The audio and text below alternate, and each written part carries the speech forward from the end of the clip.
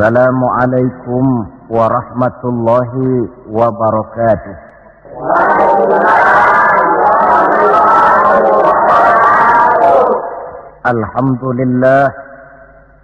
Alhamdulillahilladzi asra bi'abdihi laylan minal masjidil haram ilal masjidil aqsa. والصلاة والسلام على سيدنا محمد الذي كانت حسناته لا تحصى وعلى آله وأصحابه أهل الصدق والتقى أما بعد. Saudara-saudara hadirin yang berbahagia, manusia ini hidup dalam 3 dimensi waktu: masa lalu, masa sekarang, dan masa yang akan datang. Masa lalu katanya adalah kenangan. Masa sekarang adalah kenyataan, dan masa yang akan datang adalah harapan, impian, khayalan, atau cita-cita. Orang yang baik sesungguhnya adalah orang yang pandai mengambil pelajaran dari masa lalu untuk dapat menentukan sikap pada hari ini dan sekaligus merencanakan hari yang akan datang. Sehingga hari ini harus lebih baik daripada kemarin, dan besok harus lebih baik daripada hari sekarang ini. Dalam konteksnya dengan itulah kita pada pertemuan kali ini akan membicarakan tentang hikmah Isra dan Mi'raj. Satu peristiwa masa lampau yang tetap tidak kehilangan relevansinya untuk kita jadikan pelajaran bagi kita yang hidup di penghujung abad ke-20 ini.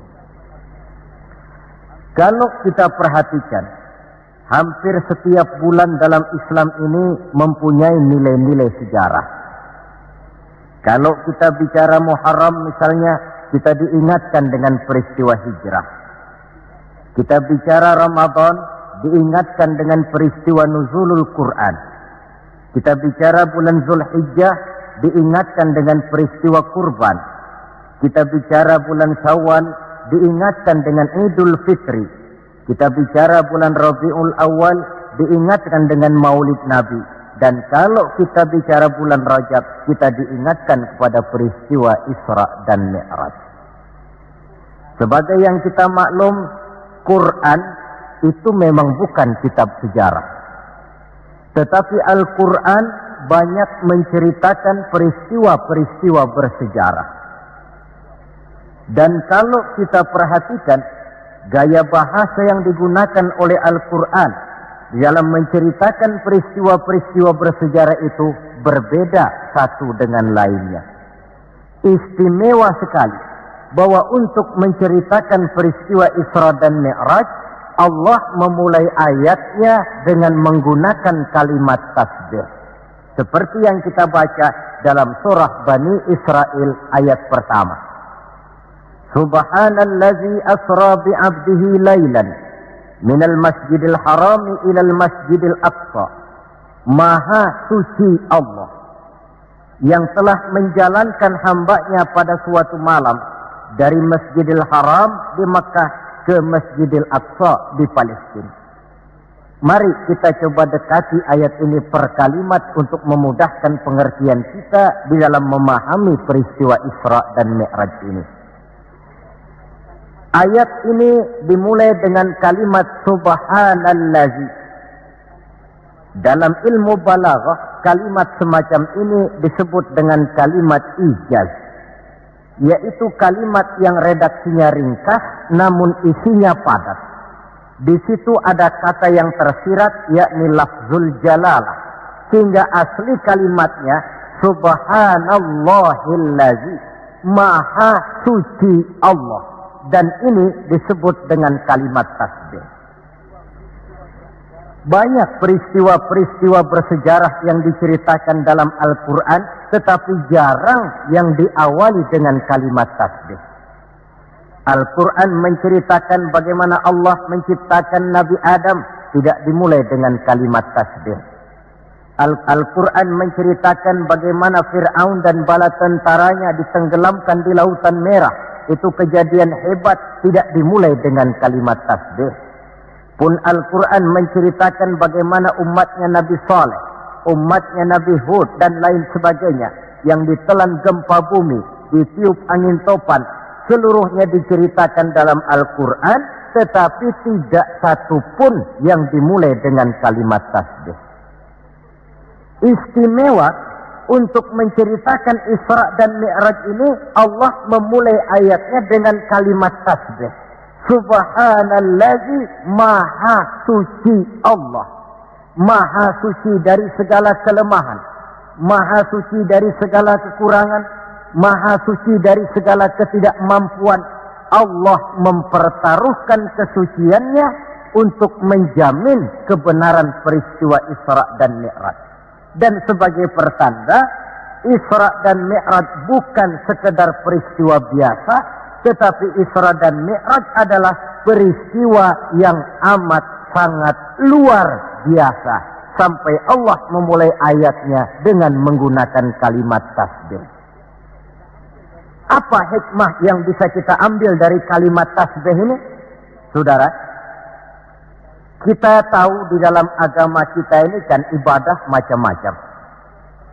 Ada ibadah yang berat dan modalnya juga besar. Membangun masjid berat dan perlu biaya besar. Melaksanakan ibadah haji berat dan perlu biaya besar menurut umumnya ukuran ekonomi bangsa kita.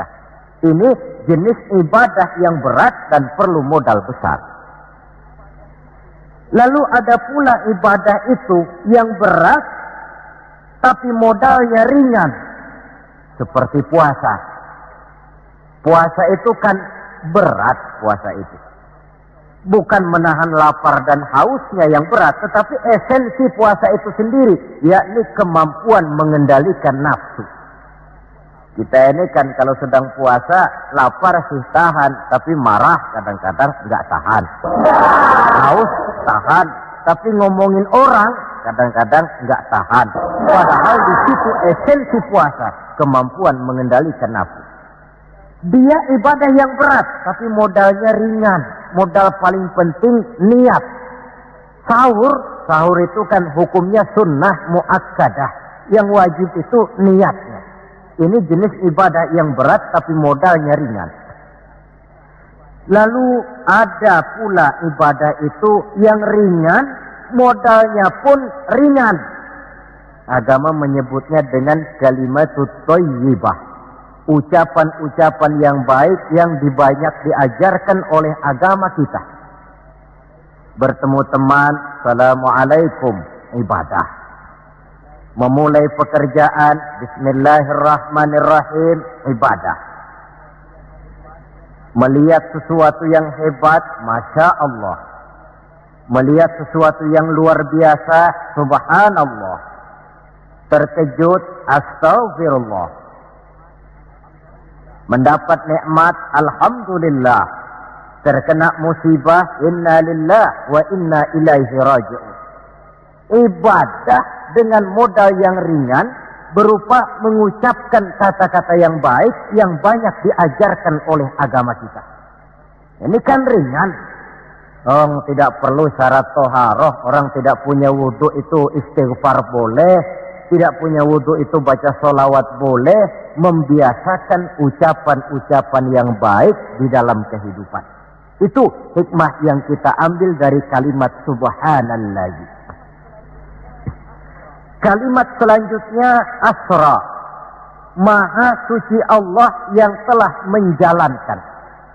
Asal kalimat asra ini sara yasiru. Lalu dibentuk dalam bentuk majhul menjadi asra yusri isra'an. Maha suci Allah yang telah menjalankan. Segera nampak dari ayatnya, saudara-saudara, bahwa dalam peristiwa Isra dan Mi'raj itu yang aktif sebenarnya Allah. Nabi pasif. Allah yang menjalankan, Nabi yang dijalankan. Orang dijalanin tentu terima beres, namanya juga dijalanin. Maka tidak heran kalau beliau berangkat dari Mekah kemudian menuju Masjidil Aqsa di Palestina. Dari sana naik ke langit pertama, 2, 3, 4, 5, 6, 7. Dari sana naik lagi ke Rafraful Akhdar, sampai ke Sidratil Muntaha, sampai di bawah Aras, menerima perintah sholat, melakukan kunjungan ke surga dan neraka, kembali lagi ke Mekah tidak lebih daripada sepertiga malam. Kok bisa ya? Kalimatnya Asra. Allah yang menjalankan, Nabi yang dijalani. Tentu saja karena dijalankan, beliau lalu terima beres. Andai kata Rasul berjalan sendiri, terang beliau tidak akan mampu menempuh jarak yang demikian jauh dalam waktu yang relatif singkat. Artinya, di dalam memahami peristiwa Isra dan Mi'raj ini, yang dipakai bukan logika intelektualitas manusia, tetapi logika kemahakuasaan yang mutlak dari Allah Subhanahu wa ta'ala. Satu contoh kecil. Saya satu hari berangkat ke Bogor. Jam 9 saya berangkat dari rumah, ambil baju di lemari, saya pakai. Berangkatlah saya ke Bogor. Saya tidak tahu kalau di kantong baju saya ada semutnya. Saya pun berangkat ke Bogor. Jam 10 sampai di Bogor, setengah 11 urusan selesai, kembali lagi ke rumah, setengah 12 sudah sampai di rumah. Baju saya buka, saya gantung kembali di lemari, semutnya keluar dari kantong, cerita sama teman-temannya. Saudara-saudara bangsa semut, percayalah saya baru saja pulang dari Bogor. Kata temannya, jam berapa kau berangkat? Tadi jam 9. Lalu setengah 12 sudah sampai lagi di sini. Iya.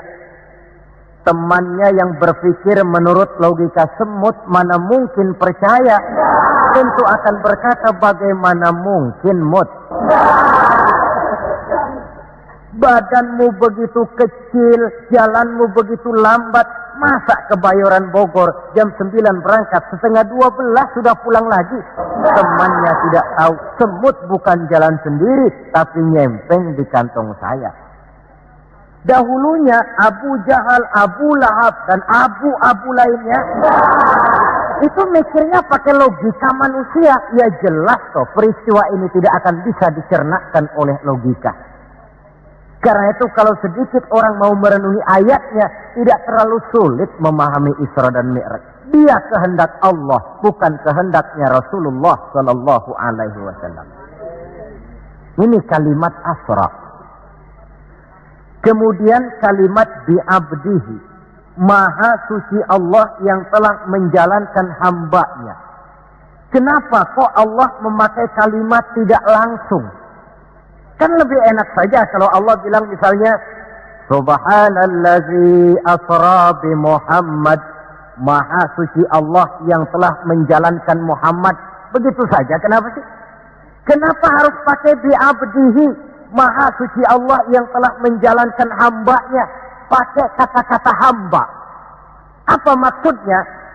Nah, di dalam kalimat hamba ada dua data.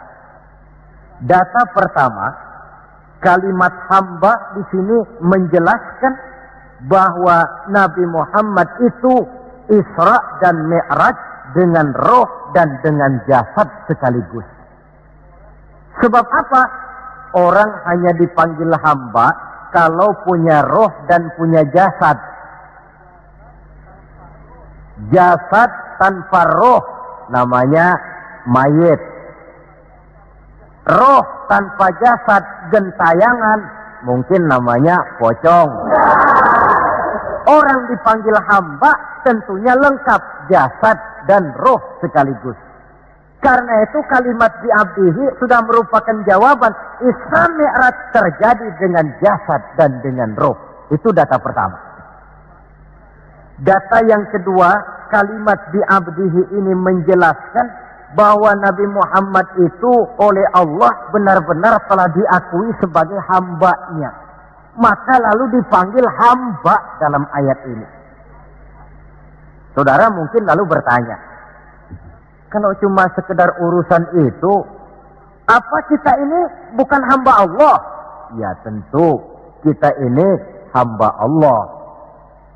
Kata siapa? Kata kita. Kalau kata kita, namanya mengaku. Orang mengaku tentu boleh-boleh saja, namanya ngaku. Cuma diakui atau tidak, ini yang jadi masalah. Saya bisa saja berkata, saya kenal dengan Bapak Presiden. Tapi yang jadi masalah, apakah Bapak Presiden juga kenal dengan saya? Dengan kata lain, kalau kata-kata hamba Allah keluar dari mulut manusia, nilainya murah. Kenapa murah? Sebab itu pengakuan. Tapi kalau keluar dari Allah sendiri, itu yang mahal. Maksudnya bagaimana? Berapa banyak manusia di dalam hidup ini, mulutnya berkata saya hamba Allah, tapi perbuatannya membuktikan dia hamba dunia, hamba nafsu, budak jabatan, budak pangkat, budak harta. Tidak sesuai antara ucapan dengan perbuatannya. Dari kalimat bi'abdihi ini kita ambil hikmah. Sekali kita menjadi hamba Allah, jangan menghamba kepada yang selain Allah. Sebab syahadat yang kita ucapkan punya konsekuensi. Asyhadu an la ilaha illallah. Saya bersaksi tidak ada Tuhan melainkan Allah. Maka itu berarti saya tidak akan menyembah kecuali hanya kepada Allah. Saya tidak akan pernah takut kecuali hanya kepada Allah. Saya tidak akan pernah minta tolong kecuali hanya kepada Allah. Saya tidak akan menggantungkan hidup kecuali hanya kepada Allah. Saya tidak akan pernah takut kecuali hanya kepada Allah. Konsekuensi yang logis daripada ucapan kalimat syahadat itu. Sekali kita menghamba kepada Allah, jangan menghamba kepada yang selain Allah. Adapun Nabi sebelum dipanggil bi'abdihi dalam ayat ini, kita baca dari sejarah tahun-tahun sebelum beliau dipanggil dengan kalimat bi'abdihi, tahun kelabu, amul huzni dalam sejarah itu, tahun duka cita. Beliau ditinggal oleh paman tercinta Abu Thalib. Setelah paman tercinta meninggal, istri tercinta pun wafat, Khadijah. Wafat kedua pelindung ini, makin meningkat gangguan kafir Quraisy. Dihina, dicemoohkan, dicaci maki, dilontari dengan kotoran unta, bahkan akan diancam untuk dibunuh. Lulus menghadapi semua itu, Allah panggil beliau bi'abdihi. Seolah-olah Allah mengatakan, Muhammad itu betul-betul hambaku, tidak bergeser nilai kehambaannya apapun yang menimpa dia. Saudara hadirin yang saya hormati, ini kalimat bi'abdihi. Jadi dari sini kita bisa memahami Isra yang merupakan perjalanan Nabi dari Masjidil Haram hingga ke Masjidil Aqsa. Dan Mi'raj yang naiknya Nabi dari Masjidil Aqsa menghadap Allah semata-mata merupakan peristiwa yang terjadi menurut apa maunya Allah. Nah, kemudian apa tujuan daripada Isra dan Mi'raj itu? Hakikatnya cuma Allah yang tahu tentu. Namun kalau kita lihat di penghujung ayatnya, kita akan menemukan kalimat linuriyahu min ayatina. Keseluruhan perjalanan yang ajaib itu, sejak berangkat sampai kembali, tujuannya linuriyahu min ayatina. Untuk kami perlihatkan kepada Nabi Muhammad itu sebagian kecil daripada tanda-tanda kebesaran kami. Untuk disampaikan kepada umatnya dan kemudian menjadi pelajaran di dalam mengarungi kehidupan. Seluruh perjalanan yang dilihat oleh Nabi, seluruh pemandangan yang ditemui di dalam perjalanan, itu merupakan sebagian kecil dari tanda-tanda kebesaran Allah. Dan itu merupakan tampil, contoh pelajaran buat kita yang hidup di zaman sekarang ini. Misalnya, di dalam perjalanan Rasul melihat ada orang mencakar-cakar mukanya dengan kukunya sendiri. Beliau bertanya, ya Jibril, itu orang macam apa? Jibril yang waktu itu bertindak sebagai bodyguard menjelaskan, Muhammad, itulah contoh daripada umatmu, orang-orang yang suka memburuk-burukan saudaranya sendiri. Ditamsilkan bagaikan orang yang mencakar mukanya sendiri. Sebab muslim ini bersaudara seperti satu tubuh. Jikalau yang satu sakit, yang lain akan ikut merasakan sakit. Jikalau satu terinjak, yang lain merasakan akibatnya. Ibu jari tersandung batu, mulut akan berkata aduh, air mata akan keluar, kepala mungkin akan ikut pusing, dan itu refleks tanpa harus menunggu undangan. Orang yang memburuk-burukan saudaranya sendiri, hakikatnya mencakar mukanya sendiri. Bak kata pepatah, menepuk air di dulang, terpercik muka sendiri. Lalu beliau melihat pula ada orang dipotong lidahnya. Kata malaikat Jibril, Muhammad, itu tamsil daripada umatmu, orang-orang yang suka mengumpat, para pembuat fitnah, tukang bikin gosip dan menjelek-jelekan orang lain. Maka lidahnya akan dipotong sedemikian rupa. Lalu beliau melihat pula dalam perjalanan ada orang memikul kayu. Sudah cukup berat, rengkek dia membawa beban yang cukup berat itu. Anehnya malah beban yang sudah cukup berat itu bukan dikurangi, malah ditambahi. Makin berat, makin ditambah. Makin berat, makin ditambah. Sampai Nabi heran dan tanya, Jibril, apa lagi kalau ini?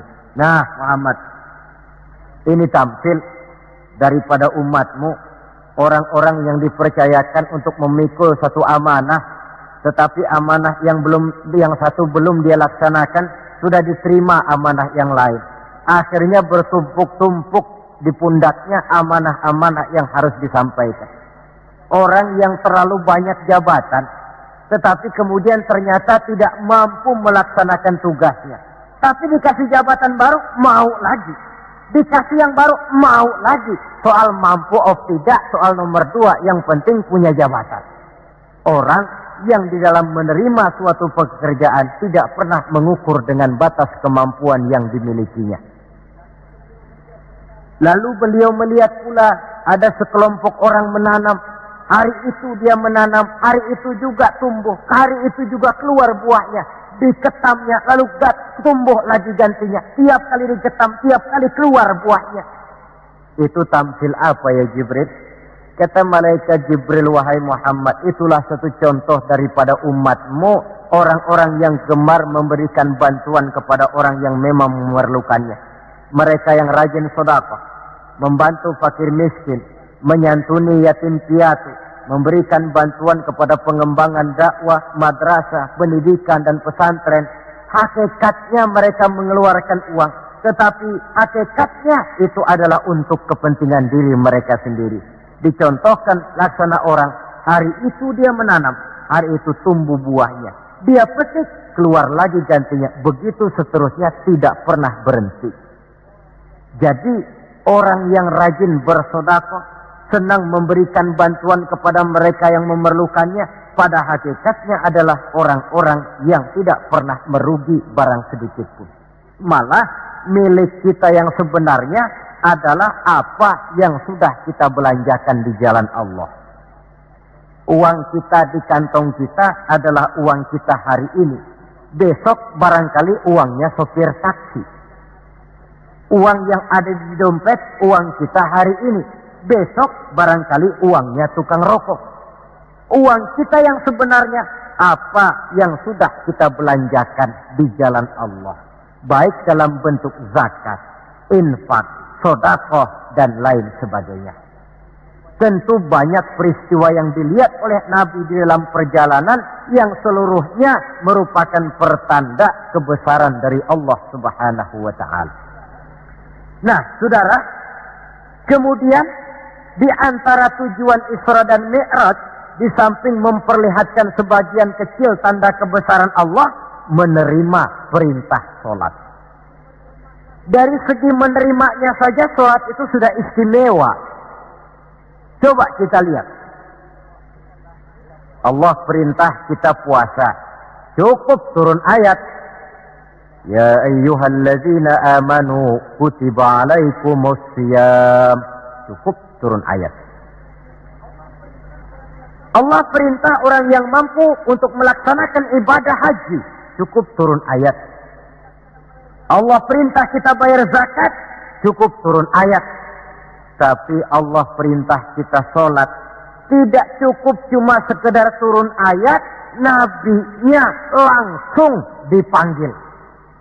Dari segi ini saja, sholat itu sudah istimewa.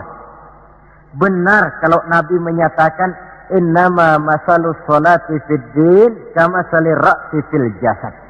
Kedudukan sholat dalam agama sama dengan kedudukan kepala dalam anggota badan manusia. Kita yakin manusia tidak punya sebelah tangan, mungkin masih bisa hidup. Manusia tidak punya sebelah kaki, barangkali masih bisa hidup. Manusia tidak punya sebelah telinga, masih bisa hidup.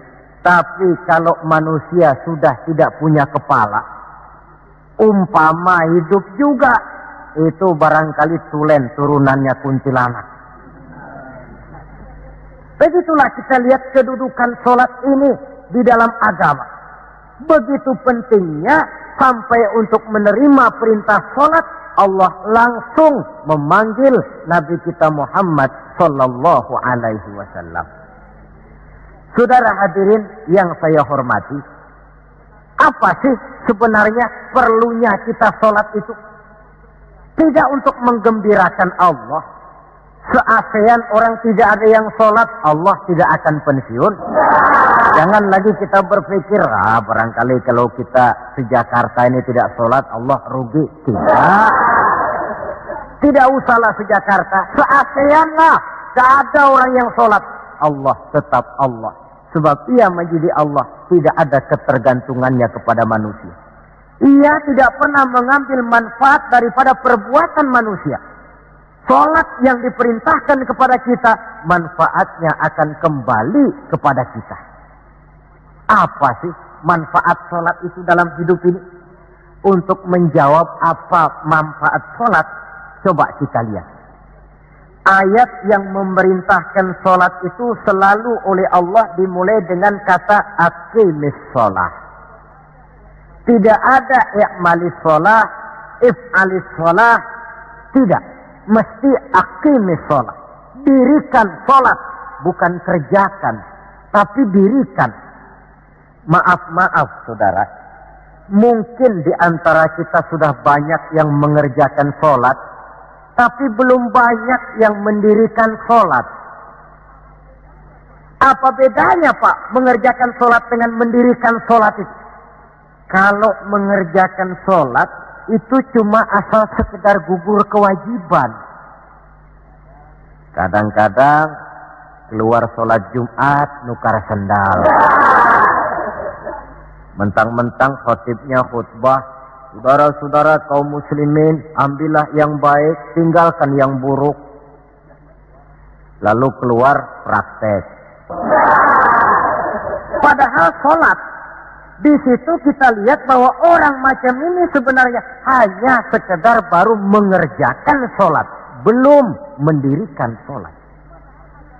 Padahal agama menuntut kita dirikan sholat. Apa pengertian mendirikan sholat itu?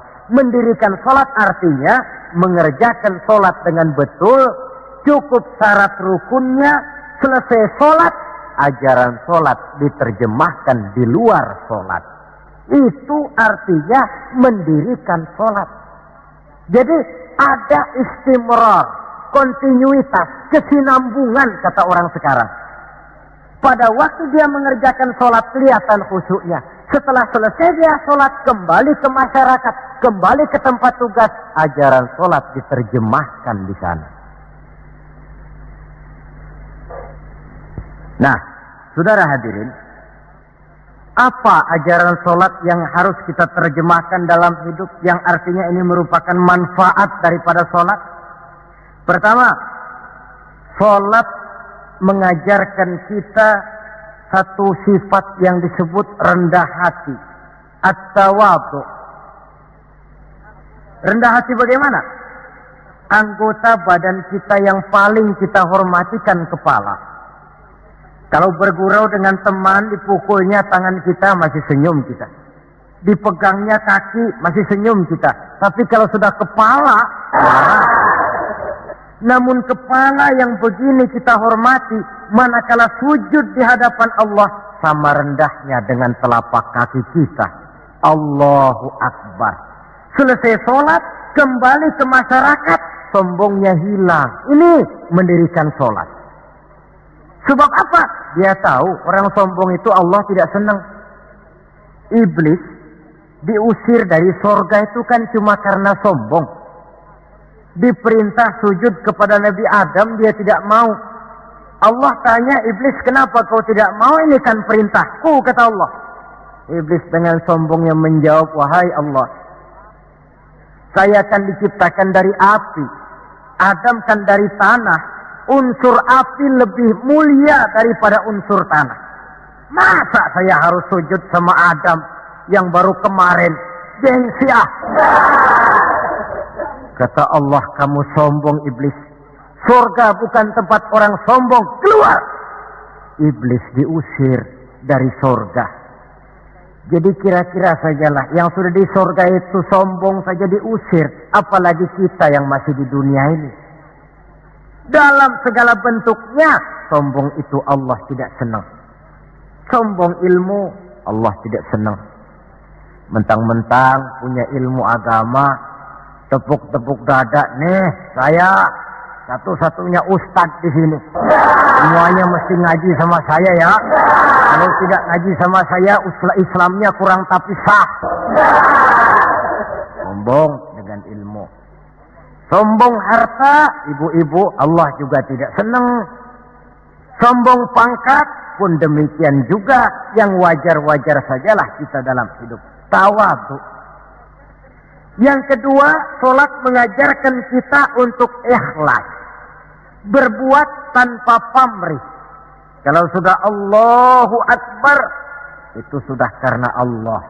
Orang mau puji atau tidak, mau tahu atau tidak, mau dengar atau tidak, yang penting Allah. Tertanam keikhlasan. Bagaimana orang yang ikhlas dalam berbuat itu? Maaf-maaf. Orang yang ikhlas dalam berbuat itu seperti orang buang air besar. Saudara, kalau saya tanya, pagi-pagi buang air besar itu ikhlas apa tidak? Walaupun malam saudara habis makan enak, sate, opor ayam, buahnya anggur, apel, besok pagi dibuang, ikhlas. Tidak pernah ditengok-tengokin. Begitu jatuh lalu dilihat, ini jangan-jangan satenya ini, tidak. Sudah jatuh ya sudah, kurelakan di kau pergi. Berbuat tanpa pamrih, yang penting Allah. Ini mendirikan sholat. Yang ketiga, ini saya kira yang banyak dicari orang sekarang. Sholat itu memberikan ketenangan dalam hidup. Ketenangan bagaimana? Kita manusia hidup ini kan punya ambisi dan emosi. Yang orang lain punya, kita kepengen. Yang orang lain bisa, kita kepengen. Itu wajar, namanya manusia mesti punya emosi. Tapi emosi yang membludak tanpa dinetralisir akan bisa menimbulkan psikosomatik. Di mana manusia disiksa oleh perasaannya sendiri. Cobalah. Kadang-kadang dia lihat tetangganya beli televisi berwarna. Tetangga yang sebelah meriang. Enggak diapa-apain, meriang. Tetangganya malah makin kaya, besok beli kulkas. Wah, dia makin gawat, opnam, masuk rumah sakit. Di rumah sakit dapat kabar tetangganya beli mobil, wah mati dia. Disiksa oleh perasaannya sendiri. Orang yang sholat lain. Jam 11 siang lihat tetangga bawa TV berwarna baru. Temperatur naik, panas, wajar. Datang waktu zuhur, kutub-kutub badan yang panas karena lihat tetangga bawa TV baru, didinginkan oleh air wudhu. Begitu terkena air wudhu, temperatur turun, adem. Selesai wudhu, menghadap ke arah kiblat, usolli fardhu zuhri, Allahu Akbar, Allah yang maha besar.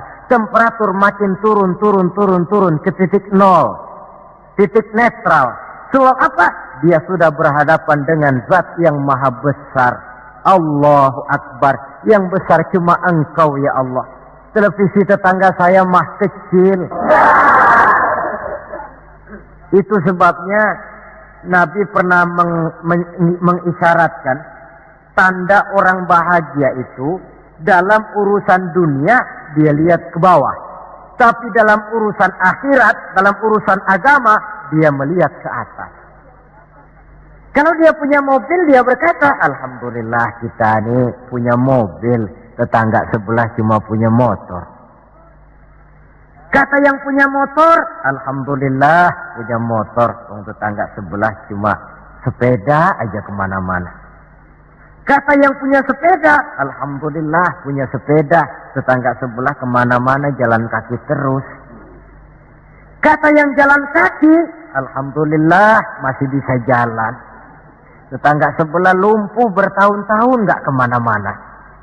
Kata yang lumpuh, Alhamdulillah masih hidup. Tetangga sebelah kemarin out gak balik lagi. Timbul rasa syukur. Lalu dalam urusan akhirat, agama melihat ke atas. Kalau dia bisa jaga sholat yang 5 waktu, kenapa saya tidak? Kalau dia bisa baca Quran, kenapa saya tidak? Kalau dia walaupun hidup sederhana berani membantu pembangunan masjid, musola, madrasah, kenapa saya yang lebih kaya tidak? Timbul keinginan untuk mencontoh. Mencontoh orang dalam ibadah menimbulkan kepuasan batin.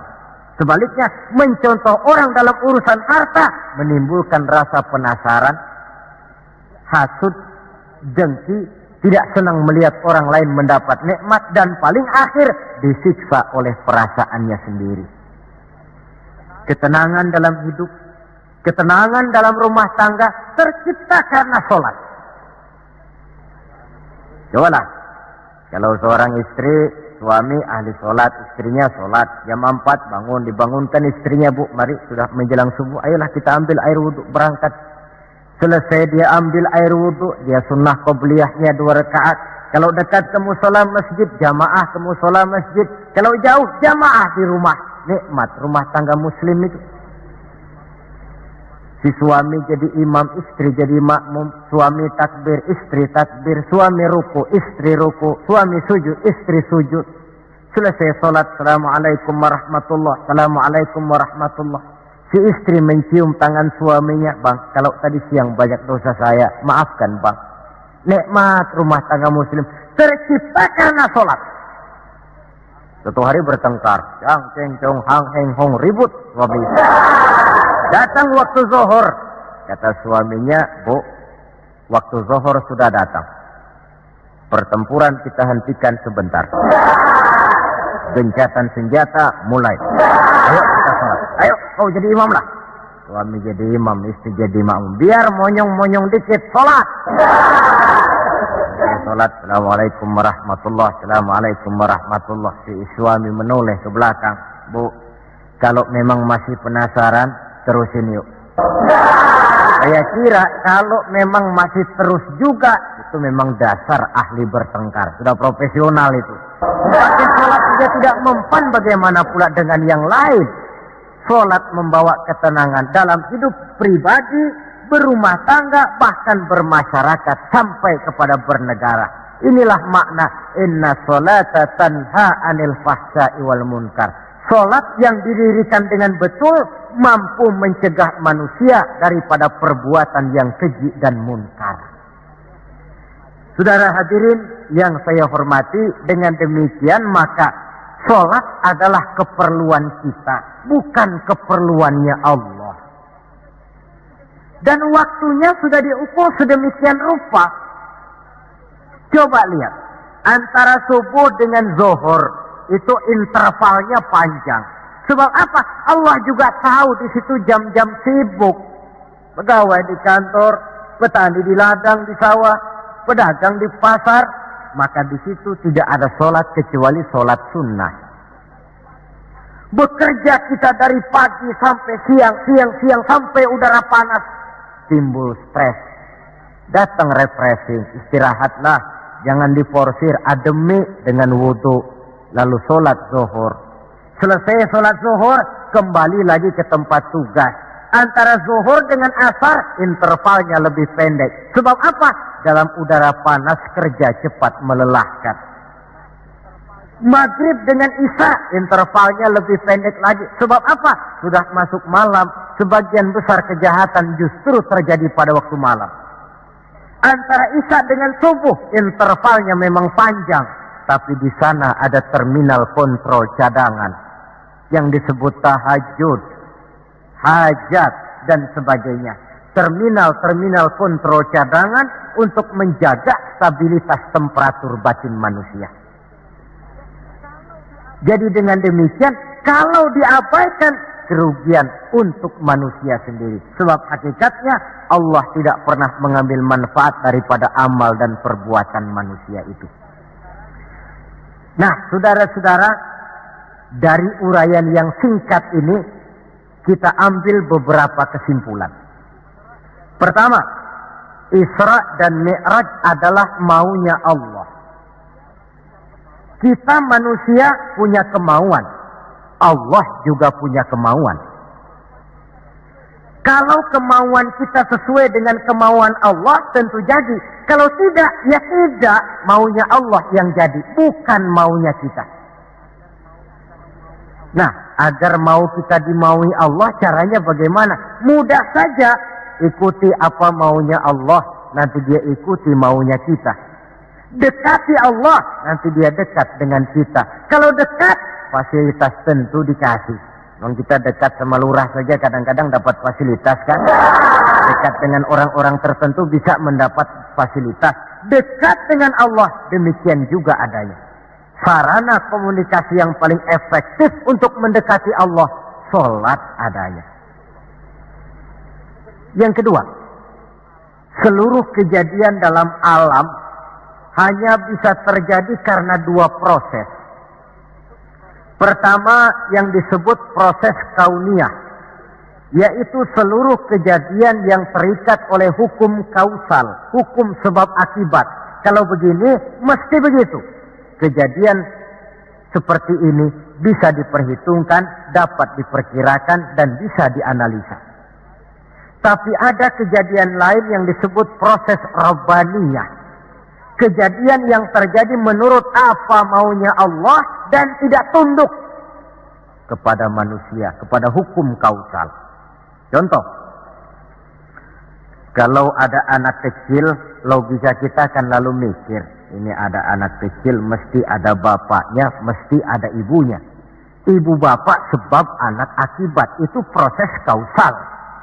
Tapi kalau Allah yang mau, tidak mesti. Nabi Adam, ibu tidak ada, bapak tidak ada, Allah mau, jadi. Tidak bisa diselidiki secara eksakt. Bagaimana ya proses terjadinya Nabi Adam secara antropologi budaya? Buntu. Nabi Isa, ibu ada, bapak tidak ada, Allah mau, jadi. Tidak bisa diselidiki secara medis. Bagaimana ya menurut ilmu kedokteran, kok Siti Maryam bisa hamil padahal dia tidak punya suami? Mukjizat. Maryam hamil tanpa suami, Allah yang mau. Cuma tentu agak kita sesalkan bahwa di zaman sekarang ini rupanya banyak juga perempuan-perempuan tidak mau kalah dengan Siti Maryam ini. Ini barangkali termasuk mukjizat abad 20. Saudara-saudara, otoritas intelektual perlu, tapi tidak bisa mentargetkan. Beberapa tahun yang lalu, Direktorat Vulkanologi itu sibuk mengawasi 2 buah gunung berapi yang dianggap bahaya kelas 1 dan setiap saat bisa meletus. Sore, pagi, siang, malam diawasi. Merapi di Jawa Tengah, dan Anak Krakatau di Selat Sunda. Apa yang kemudian terjadi? Yang diawasi tenang-tenang saja. Yang tidak diawasi malah batuk-batuk, galunggung. Begitu galunggung meletus, komentar macam-macam. Kata Direktorat Vulkanologi, oh itu kan gejala alamiah, gejala alamiah. Kata yang seniman, oh itu karena alam sudah bosan bersahabat dengan manusia. Macam-macamlah komentar. Tapi satu hal yang jelas, otoritas intelektual manusia itu harus sadar akan kelemahan keterbatasannya.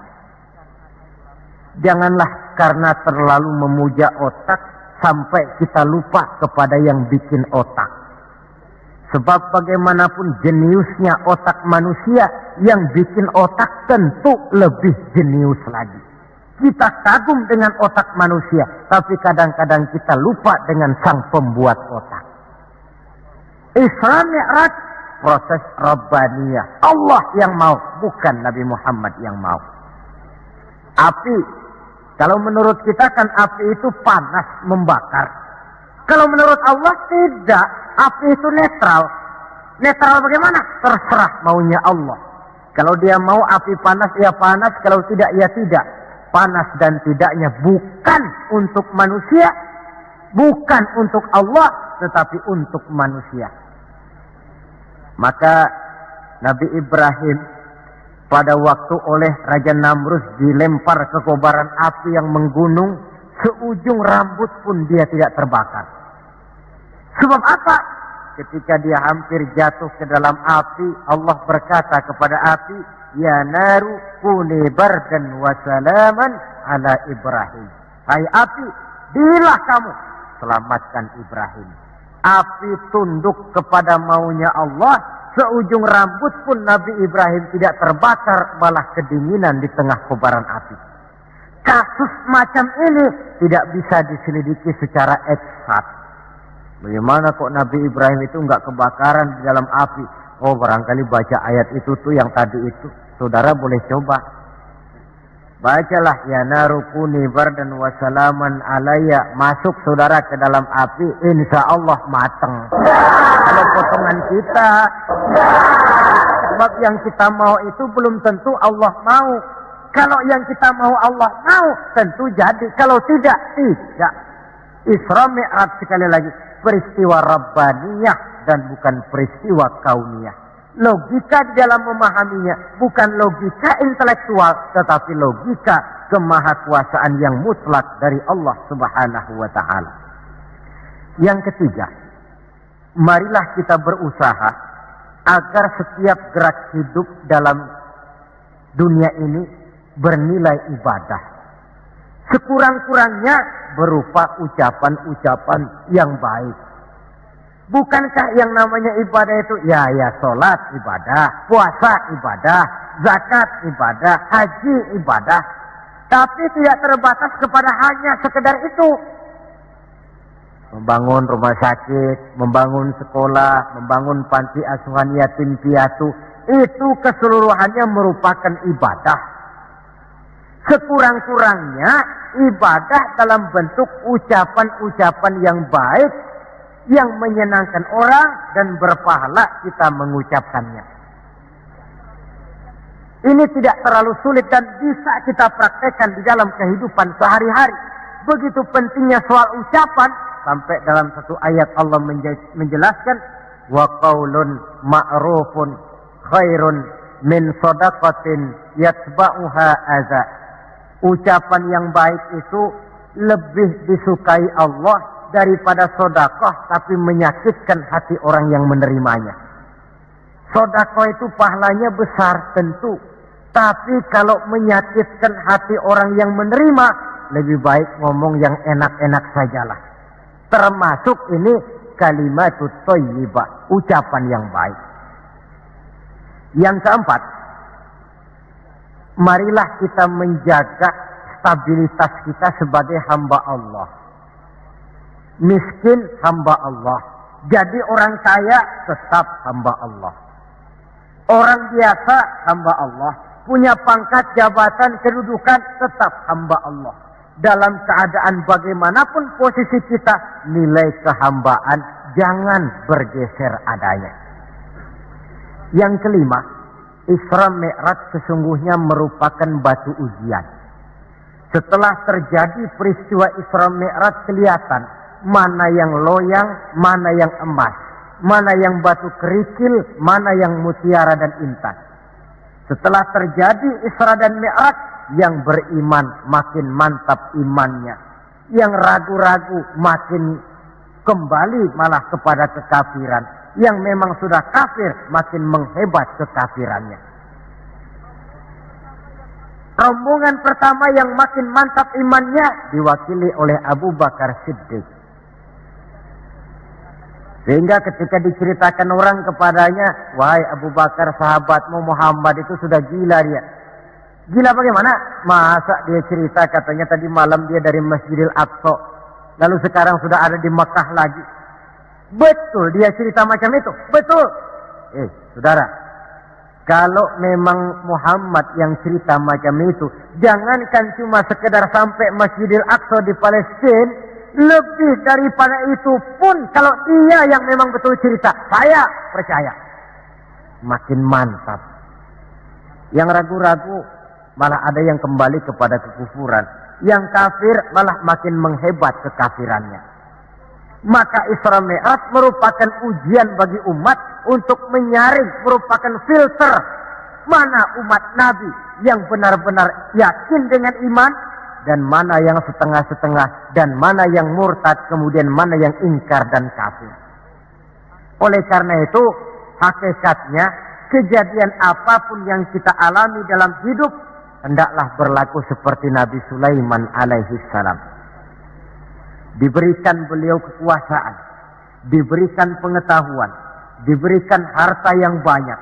Atas semua itu, beliau hanya berkata, "Hadza min fadli Rabbi liyabluwani aashkuru am akfur." Semua ini, kekuasaanku, hartaku, ilmu pengetahuan yang diberikan kepadaku, ini cuma sekedar karunia untuk menguji diriku, adakah aku bersyukur karenanya atau malah aku menjadi ingkar karenanya. Maka bersyukurlah kita yang hidup di satu zaman yang jauh dari zamannya Rasulullah. Kita belum pernah berjumpa dengan beliau, belum pernah mendengar suara beliau, tidak melihat gerak langkah di perjalanan beliau. Entah kita beriman dengan peristiwa Isra dan Mi'raj ini. Jauh lebih beruntung daripada orang-orang yang langsung ditongkrongi Nabi. Mereka melihat wajah Nabi, mendengar Nabi membaca wahyu, melihat mukjizat, tetapi mereka tidak juga mau beriman. Nilai-nilai iman ini kalau tidak kita pelihara dan kita syukuri, akan bisa bergeser, ditelan oleh segala macam godaan dan cobaan yang kita hadapi di dalam perjalanan hidup ini. Saudara-saudara hadirin yang saya hormati, dengan begitu maka Isra dan Mi'raj dengan segala kejadian yang ada di dalamnya, sekali lagi merupakan bukti kemahakuasaan yang mutlak dari Allah dan kelemahan serta keterbatasan dari kemampuan yang dimiliki oleh manusia. Membicarakan Isra dan Mi'raj artinya bercermin di dalam perjalanan yang luar biasa itu. Bercermin apa? Bahwa pengetahuan manusia, taruhlah dia sudah melanglang buana ke ruang angkasa, tapi masih terbatas kepada alam yang fisika, dan itu pun sedikit sekali. Belum dia menyeberang ke alam metafisika.